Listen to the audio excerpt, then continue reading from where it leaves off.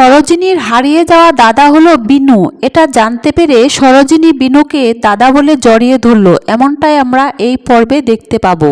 রণ তার মৃত মায়ের আর সরোজিনী তার বাবা আর মায়ের স্মৃতির উদ্দেশ্যে ছোট্ট একটা অনুষ্ঠানের আয়োজন করে। এরপর সরোজিনী তার মা বাবার ছবির সামনে দাঁড়িয়ে কাঁদতে কাঁদতে বলতে থাকে, বাবা মা, তোমাদের ছোট্ট মেয়েটা আজ অনেক বড় হয়েছে, রিপোর্টার হয়েছে, তোমরা দেখতে পাচ্ছ।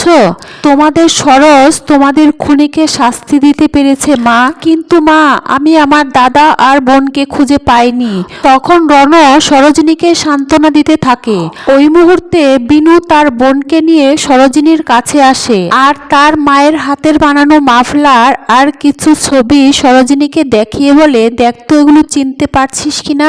তখন সরোজিনী বলে, হ্যাঁ, এগুলো চিনতে পেরেছি, এগুলো তো আমার মা বাবা আর আমার ছোটবেলার ছবি, কিন্তু তুমি এগুলো কোথায় পেলে বলো।